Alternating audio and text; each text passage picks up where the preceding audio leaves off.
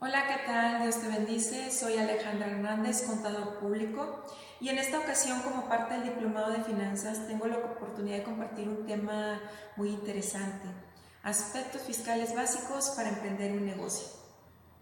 Cuando iniciamos un negocio, normalmente ponemos más atención a la parte financiera, es decir, ¿cuánto voy a invertir en ese negocio? ¿Qué ingresos estimados espero obtener? Si necesito rentar una bodega, un local, oficinas. Y todo eso es importante, forma parte de la planeación de mi negocio. Sin embargo, también debo de tomar en cuenta cómo va a quedar mi negocio ante el Servicio de Administración Tributaria, a quien conocemos como el SAT. Hay que tomar en cuenta los aspectos que debo de cumplir para que el SAT reconozca que mi negocio tiene una existencia legal. ¿Para qué es importante todo esto? Pues bueno, todos los gastos que yo genere después de haberle dado formalidad a mi negocio ante el SAT me los va a reconocer como parte de mi negocio. Pero en algunas ocasiones pasa que primero compro un automóvil, elaboro el contrato para rentar una bodega y todo lo estoy haciendo antes de darle formalidad a mi negocio. Y llega un punto en que ya me siento y ahora sí digo, ok, ¿qué opciones tengo para darme de alta en el SAT? Llevo a cabo el trámite, pero a partir de esa fecha que hice el trámite en adelante, el SAT me va a reconocer los gastos que yo genere relacionados a mi negocio. Pero ¿qué pasa con los que hice antes de? El SAT no los va a reconocer como parte de mi negocio, porque en su momento el negocio no existía. A esos gastos los contadores le llamamos gastos no deducibles. Por eso es importante, entre otras cosas, el de desde el inicio analizar qué opciones tengo para darme de alta ante el SAT. Y eso es lo que vamos a ver el día de hoy. Así que iniciamos. Como primer punto vamos a definir el giro del negocio y el esquema fiscal. Y vamos a ver el siguiente concepto: giro empresarial o del negocio. Es el tipo de actividad a la que se dedica una empresa o negocio para obtener ganancias. Es decir, yo debo definir cuál va a ser la actividad de mi negocio o actividades, pueden ser varias. ¿Por qué es importante? Porque el Servicio de Administración Tributaria lo clasifica el giro de cada negocio de tres formas. Vamos a ver primero: empresa o giro industrial. Se dedica a la obtención de materias primas y o a la transformación de las mismas. Es decir, si yo soy de giro industrial, obtengo cierta materia prima y la vendo, aplico en el industrial. O también aplica cuando obtengo materia prima, aplico un proceso de transformación, obtengo un producto final y lo vendo. Entro en el giro industrial. Un ejemplo pueden ser las empresas mineras, que ellos solamente obtienen materia prima, en algunos casos, y la venden directamente la materia prima. Otro ejemplo pueden ser las maquiladoras, que adquieren ciertas materias primas, aplican un proceso de transformación y obtienen un producto final, y es el que venden. Vamos a ver el giro comercial.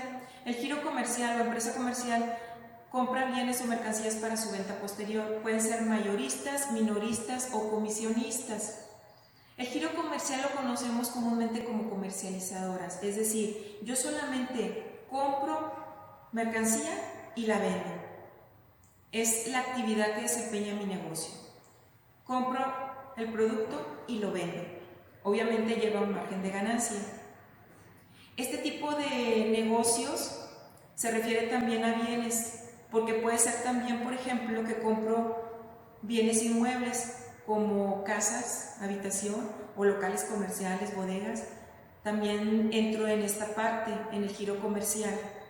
Compro una casa habitación y la vendo. Compro local comercial y lo vendo. ¿Ok? Puede ser también compra de bienes muebles como los vehículos. Adquiero vehículos y los vendo. Yo no estoy aplicando ningún proceso de transformación, solamente compro el producto y lo vendo. ¿Ok? Puede ser mayoristas, minoristas o comisionistas, y es importante también definirlo para cuando vamos a llevar a cabo nuestro registro ante el SAT. Mayoristas, pues como su nombre lo dice, vendo grandes cantidades. No hay montos, no nos señalan de que de tal monto de venta a tal monto eres mayorista. No, más que nada va enfocado a la cantidad que manejo, a la frecuencia que manejo la compra y la venta de los productos. Minoristas, obviamente menor cantidad, por lo regular es cuando se maneja, vamos a suponer como que al público en general. O comisionistas, también entran en el giro comercial. Comisionistas es cuando yo no compro el producto, soy el intermediario entre quien vende el producto y lo va a comprar y yo obtengo una comisión.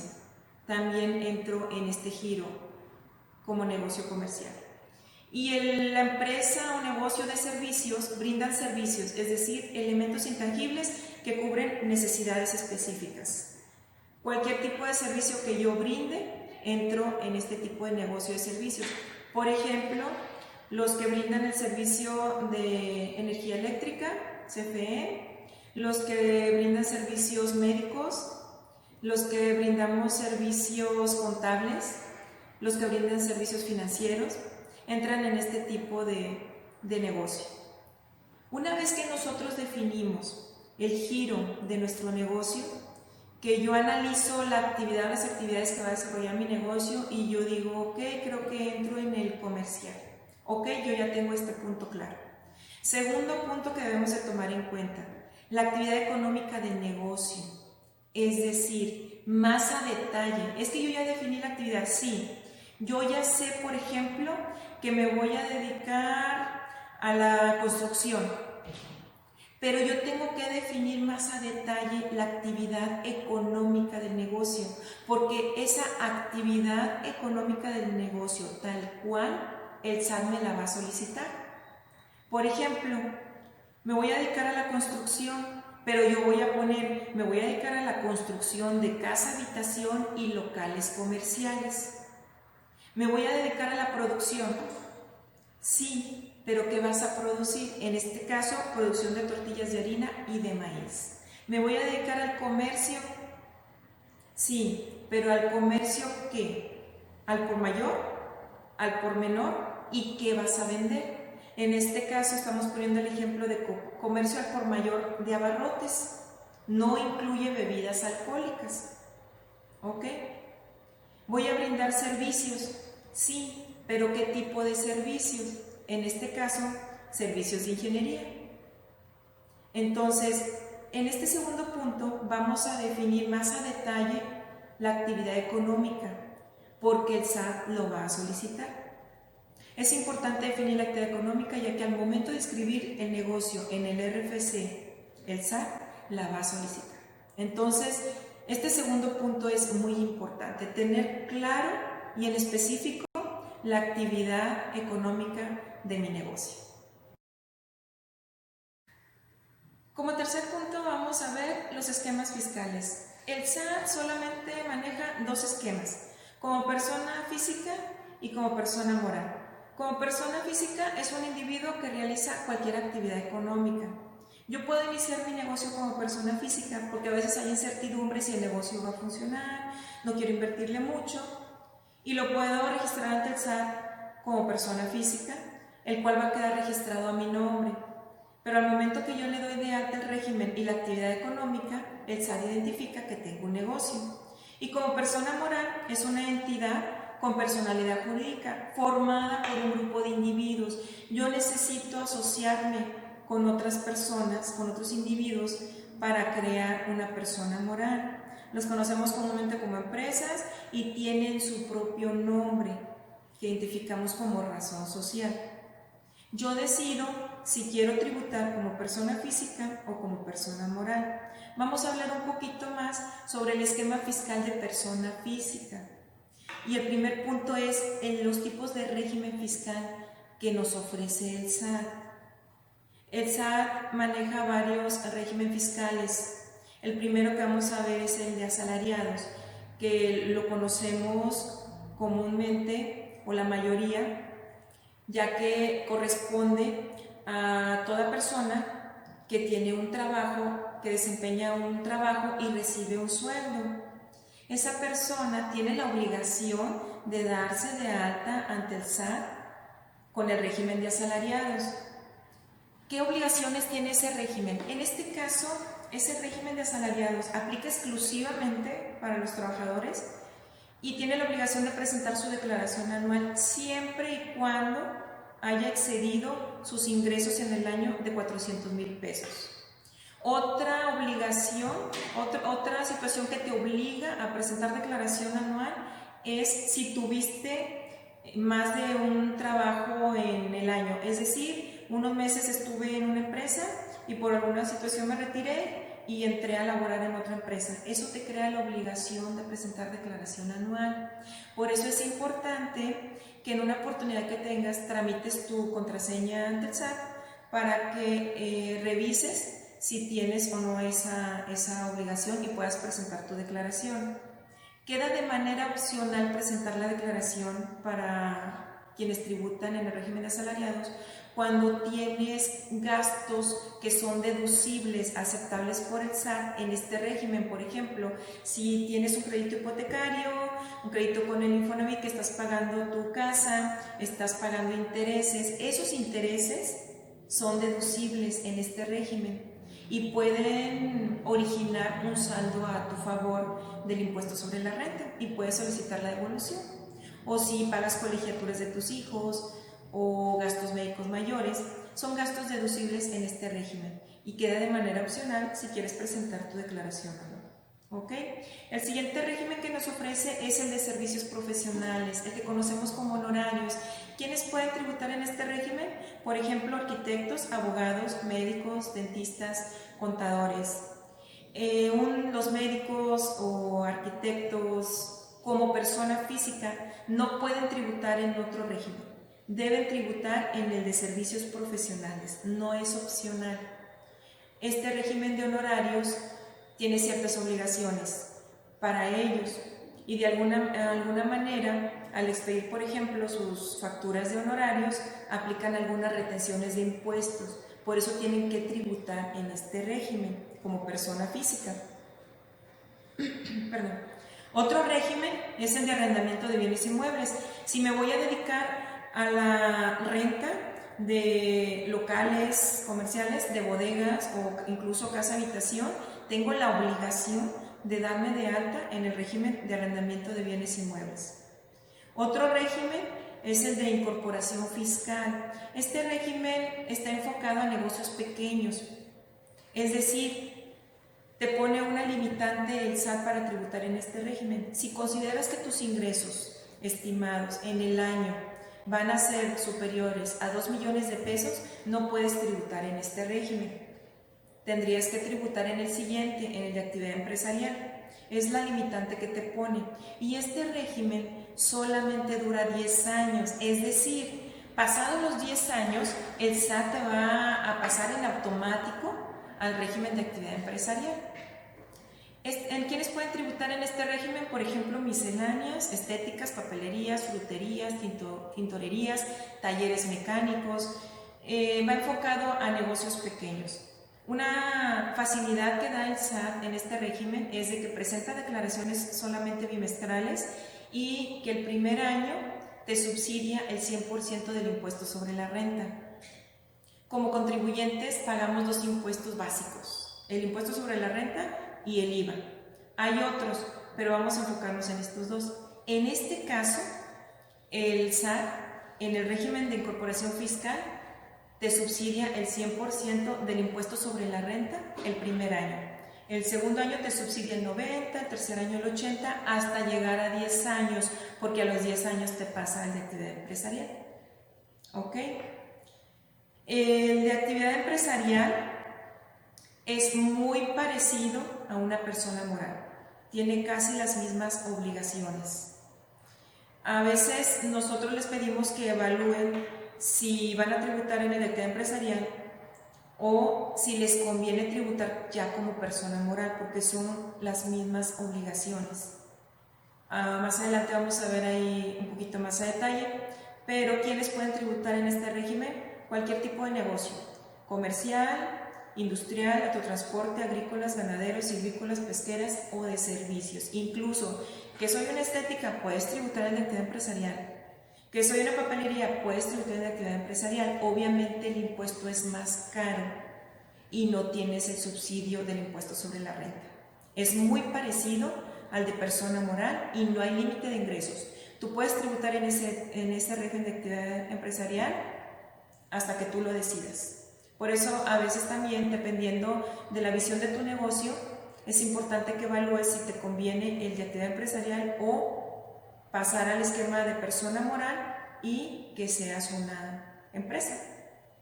Y el último régimen que vamos a ver es el régimen de ingresos por dividendos. Este régimen no es opcional, no es de que, yo quiero tributar en ese régimen, no. Este es obligatorio para todo individuo que forma parte de una sociedad, de una empresa, que es socio en una empresa. El SAT tiene algunos años atrás que lo hizo obligatorio para el SAT saber si yo soy socio en alguna empresa y si en algún momento dado voy a recibir dividendos o utilidades del negocio. Y como tal, tengo ciertas obligaciones. De entrada, solamente darme de alta la actividad de socio. Otra obligación que yo tengo es elaborar mi declaración siempre y cuando reciba utilidades del negocio o dividendos. ¿Ok? Entonces, estos son algunos, los más importantes régimen que maneja el SAT para tu negocio. Algunos son opcionales, otros son obligatorios, pero hay que tenerlos en cuenta desde el inicio para saber en cuál me corresponde tributar. Una vez que defines el régimen fiscal bajo el cual vas a tributar como persona física, hay que darle seguimiento a las siguientes obligaciones. Y la primera es inscribirse en el Registro Federal de Contribuyentes. Requisitos: ser mayor de 18 años y contar con CUR, identificación oficial vigente, comprobante de domicilio y correo electrónico. De inicio, en el caso de comprobante de domicilio, puedes poner el personal. Si más adelante vas a rentar una bodega o un local o una oficina donde vas a tener tu negocio, se presenta un trámite por medio de la página del SAT, que es cambio de domicilio. Le informas al SAT sobre tu nuevo domicilio.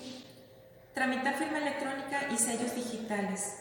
Por ejemplo, la firma electrónica es útil para presentar un cambio de domicilio, para generar facturas electrónicas para tus clientes. Si por primera vez vas a tramitar la firma electrónica, necesitas una cita. Sin cita no te pueden recibir. La firma electrónica tiene una vigencia de 4 años y antes de que venza, tú la puedes tramitar por internet. Puedes renovarla por la página del SAT sin necesidad de acudir. Ya no necesitas cita, pero tienes que renovarla antes de su vencimiento. El SAT te otorga un apartado en su página que es gratuito si tú quieres tramitar las facturas a tus clientes. Puedes utilizar ese apartado. En dado caso que tú digas, no, yo quiero utilizar un sistema aparte, entonces debes de tramitar los sellos digitales y los tramitas con tu firma electrónica por medio de la página del SAT. No necesitas cita. Expedir facturas electrónicas. Como te comentaba, puedes utilizar el apartado gratuito del SAT o tu propio sistema. Llevar un registro de ingresos y gastos. Esto es muy importante tomarlo en cuenta porque a veces no lo hacemos y se debe llevar un registro de todos tus ingresos y tus gastos. Incluso puede ser en un archivo de Excel donde los puedes llevar, o si quieres manejar algún sistema. Aplica para el caso de régimen de servicios profesionales, de arrendamiento, de actividad empresarial y del régimen de incorporación fiscal. En caso de que aplique llevar contabilidad electrónica. En el caso de persona física, solamente aplica para el régimen de actividad empresarial, siempre y cuando hayas excedido tus ingresos en el año de 4 millones de pesos. Si no excedes ese monto de ingresos, no tienes la obligación de manejar contabilidad electrónica. ¿Qué es la contabilidad electrónica? Que tú lleves un sistema contable donde vas registrando todos tus ingresos, gastos, deudas a proveedores que tus clientes te deben. Ahí llevas todo tu control. y al cierre de cada mes se genera un reporte que le envías al SAT. Así que cada mes le estás informando al SAT de tus movimientos. Presentar declaraciones mensuales, tu declaración anual y algunas declaraciones informativas. Por ejemplo, en el caso del régimen de incorporación fiscal, solo aplica declaraciones bimestrales. Y recordemos que en el caso de asalariado, solamente declaración anual, si la tienes como obligatoria o incluso como opcional, en dado caso que quieras meter como deducible los gastos por intereses, etc. Y en el caso de actividad empresarial, aplica formular el estado financiero y llevar un control de inventarios. Puede ser en un sistema, puede ser en algún archivo de Excel, si no tienes la obligación de llevar contabilidad electrónica. ¿Ok?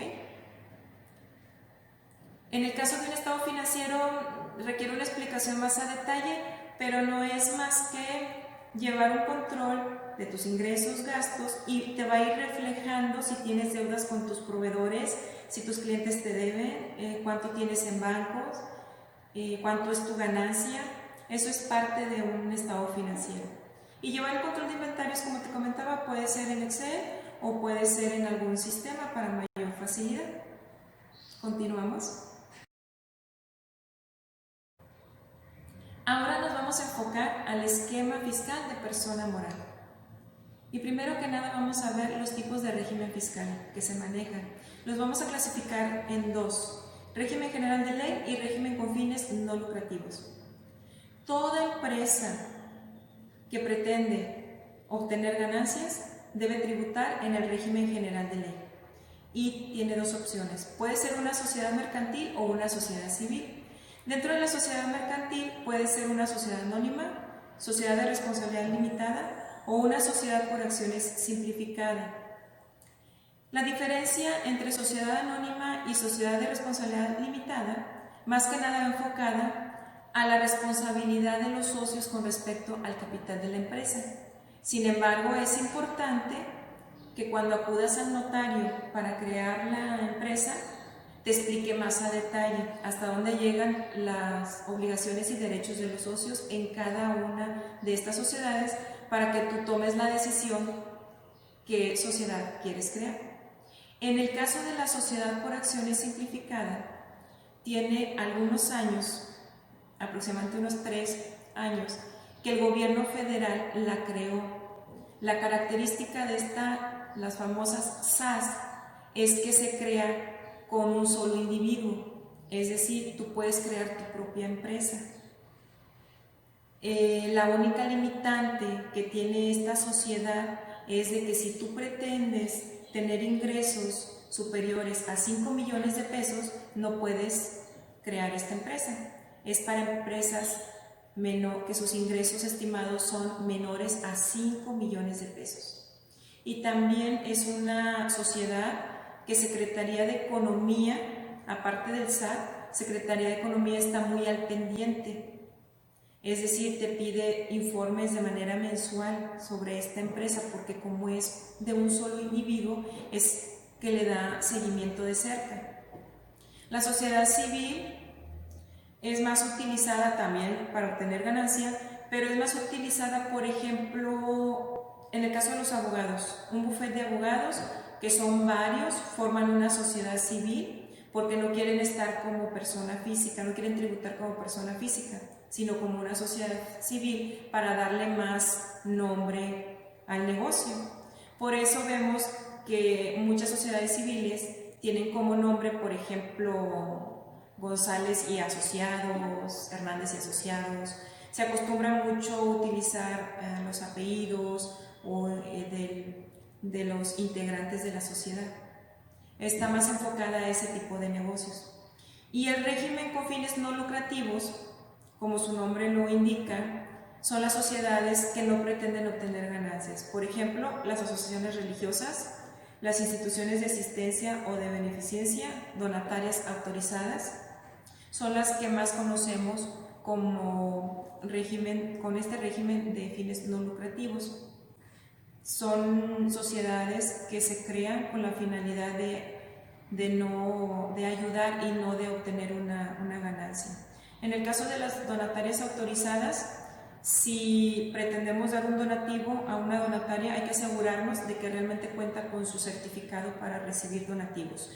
Debe de cumplir más requisitos. El SAT les exige más a las donatarias para que puedan estar autorizadas y que puedan estar recibiendo donativos. Continuamos. Ahora bien, ¿cuáles son las obligaciones fiscales de una persona moral? Vamos a enfocarnos primeramente al régimen general de ley, que son sociedades mercantiles y sociedades civiles. Primero que nada, y como un comentario adicional, hay que definir quién será el representante legal de la empresa. Esto es muy importante. Debemos tener claro que el representante legal es quien va a poder realizar cualquier trámite ante cualquier dependencia a nombre de la empresa, pero también es quien va a responder ante cualquier dependencia a nombre de la empresa, por cualquier situación que pase con la empresa. Por eso es importante que defina quién va a ser el representante legal. Posteriormente, acudir al notario público. El notario público es quien está autorizado para apoyarnos a constituir una sociedad. Y de inicio, rápidamente les comento que les va a solicitar a qué se va a dedicar el negocio, que lo conocemos como cuál es el objeto de la sociedad, cuál es el capital con el que van a iniciar el negocio. De ley, mínimo deben ser 50,000 pesos, y eso es lo que pone el notario en el acta, a menos que ustedes como socios vayan a aportar más. Pero no quiere decir que lo tengas que exhibir en ese momento el capital. Lo puedes hacer después cuando ya tengas la cuenta bancaria de la empresa y hacer una transferencia, o puede ser en especie, puede ser de muchas maneras. No precisamente en ese momento yo debo tener 50,000 pesos entre los socios, no. Pero el notario debe de poner que mínimo sería de 50,000, salvo que los socios vayan a aportar más. También les va a solicitar 5 nombres para la sociedad. ¿Por qué 5? Porque el notario debe de mandarlos a Secretaría de Economía para que Secretaría de Economía valide que esos nombres no existen. Por ejemplo, revisa el primero, el que más te interesa, y si no existe, pues te autoriza ese nombre. Pero si ya existe, se va con el segundo y así sucesivamente. Una vez que ya Economía autoriza el nombre de la empresa al notario público, empieza pues a redactar el acta constitutiva. Una vez que ya cuenta con el acta constitutiva y hace entrega a los socios, hay que inscribir a la empresa en el Registro Federal de Contribuyentes. Este trámite hay que sacar cita y lo tiene que realizar el representante legal. ¿Qué requisitos hay que cumplir? Llevar el acta constitutiva de la sociedad, identificación oficial vigente del representante legal, comprobante de domicilio. En el caso del comprobante de domicilio, suponiendo que el negocio vamos a rentar más adelante una oficina para poner el negocio, de momento pueden dar el domicilio de uno de los socios y llevar ese comprobante. Más adelante realizan un cambio de domicilio ante el SAT cuando ya tengan las oficinas, para avisarle al SAT que ahora ya tienen un nuevo domicilio. Correo electrónico. A ese correo es importante porque el SAT les va a estar enviando información si llega algo, algún aviso, algún mensaje, alguna notificación, les va a avisar más que nada si llega algo al buzón tributario. Ahorita vamos a hablar del buzón. Y opinión de cumplimiento positiva de cada socio. Esto es bien importante. De hecho, cuando acudimos al notario, el notario debe pedir la opinión de cumplimiento positiva de cada socio, pero a veces no lo hacen. Si no lo hace el notario, te lo va a pedir el SAT. El SAT lo solicita para asegurarse que cada socio no tenga ningún pendiente con ellos, con el SAT, que tu situación fiscal esté al corriente con ellos. Si alguno de los socios tiene pendientes con el SAT, necesita regularizarse primero, porque es un motivo por el cual el SAT te puede negar la inscripción de la empresa en el Registro Federal de Contribuyentes.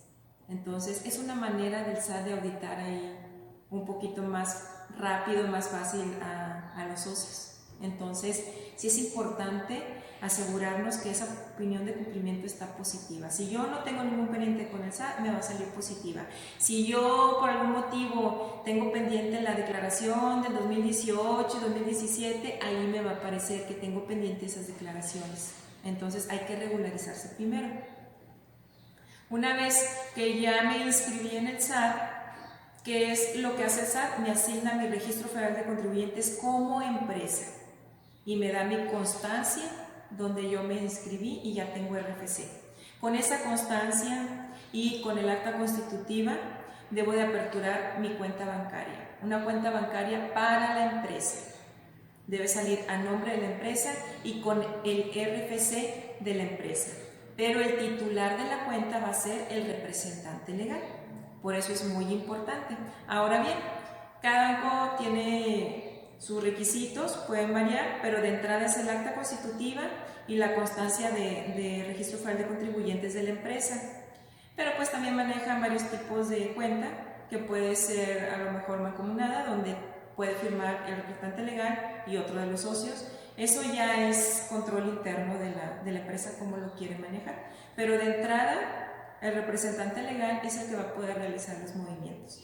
Y esa cuenta bancaria queda a nombre de la empresa y es exclusiva para la empresa, porque se le pone el RFC y de esa manera el SAT se va a dar cuenta de los movimientos que se hacen con esa cuenta bancaria.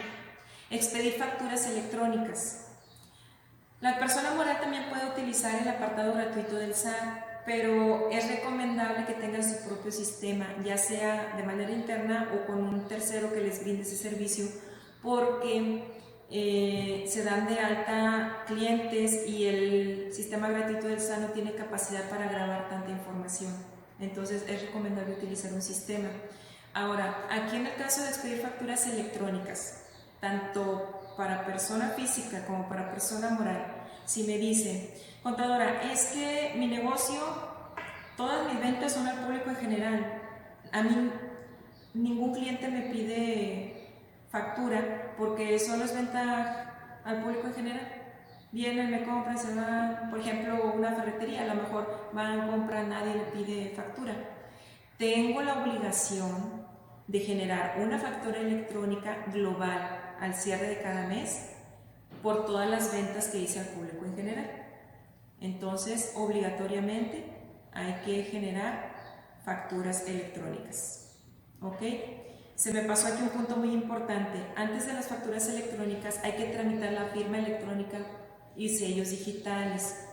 La firma electrónica se tramita la de la empresa. Previamente el representante legal ya debe tener su propia firma electrónica como individuo, como persona física, para poder tramitar la de la empresa. Y para poder generar facturas debo tramitar con la firma electrónica los sellos digitales, que son los que me van a servir para generar facturas. Llevar contabilidad electrónica en persona moral no es opcional. Hay que llevar contabilidad electrónica. Comentábamos que debo de tener mi sistema contable donde capturo ingresos, gastos, deudas con proveedores, que mis clientes me deben, cuánto tengo en banco, se captura todo. Y al cierre de cada mes se le envía un reporte al SAT. Al cierre de cada mes al SAT. E incluso al cierre del año, después de la declaración anual, se le envía otro reporte adicional. Entonces, esta es obligatoria, no es opcional para persona moral.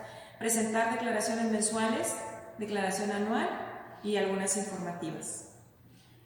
Formular estados financieros y llevar control de inventarios. Como yo llevo contabilidad electrónica, el mismo sistema me proporciona estados financieros. Y puedo tener un sistema para control de inventarios. Es importante. Como persona moral es complicado llevar un control en Excel.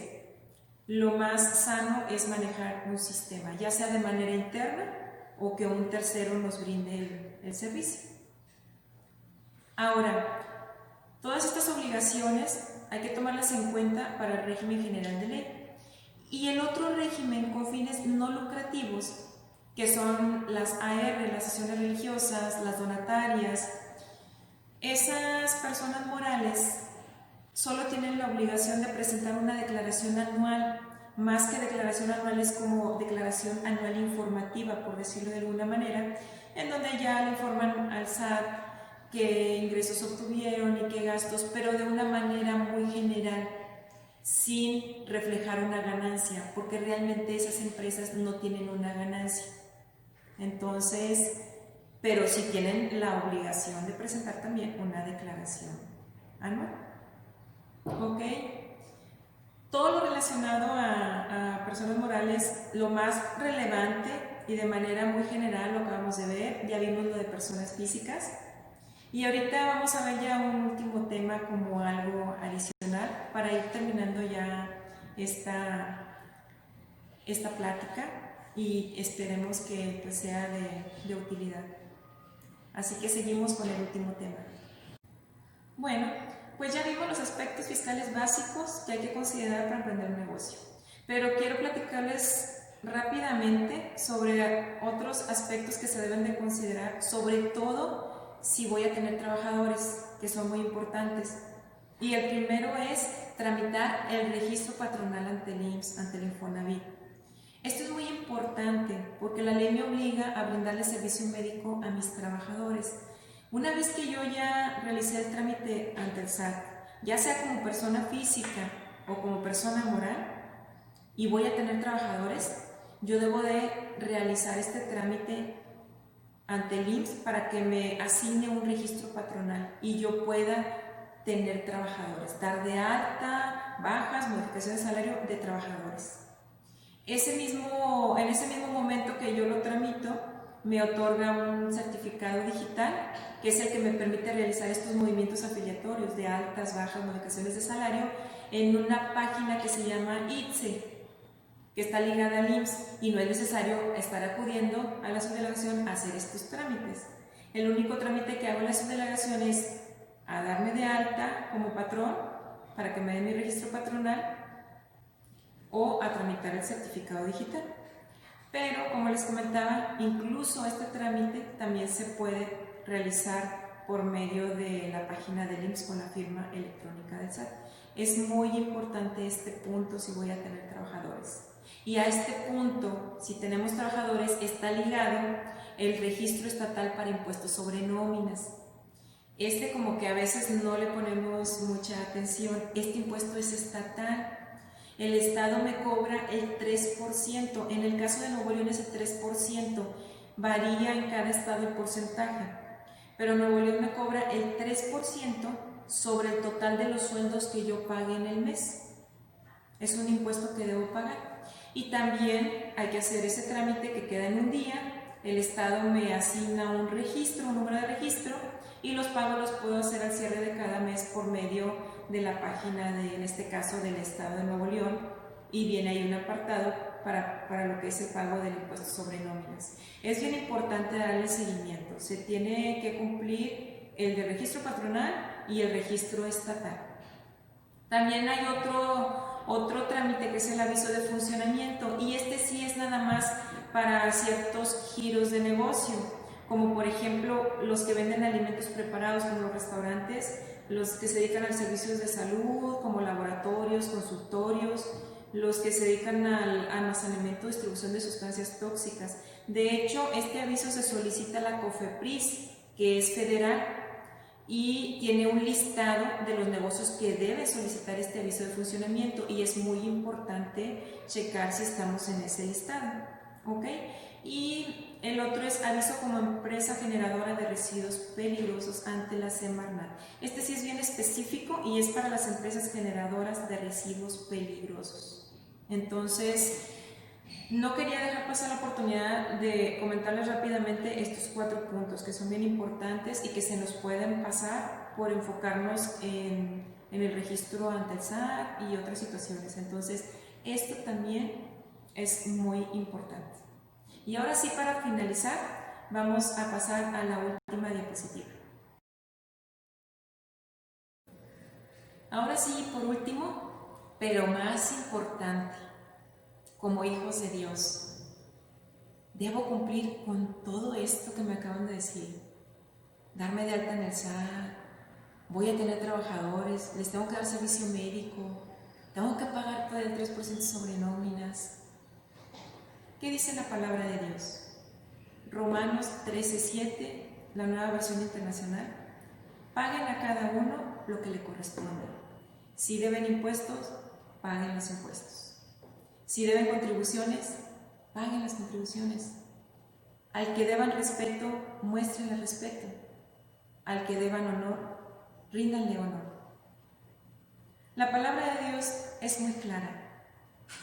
Y cuando nosotros iniciamos un proyecto de un negocio que empieza en nuestra mente, empezamos a idear, y voy a hacer esto y el otro. Desde ese instante yo debo ponerlo en manos de Dios y consultarle al Señor. Señor, ¿cómo ves esto? Para que Dios respalde nuestro proyecto, nuestro negocio. Si Dios te da luz verde con ese negocio, Él lo va a respaldar, pase lo que pase. Si no te está dando luz verde, hay que detenernos. Recordemos que Dios siempre va a buscar el bendecirnos, que su única voluntad es bendecirnos y nunca un mal. Entonces debemos estar atentos a la voz de Dios.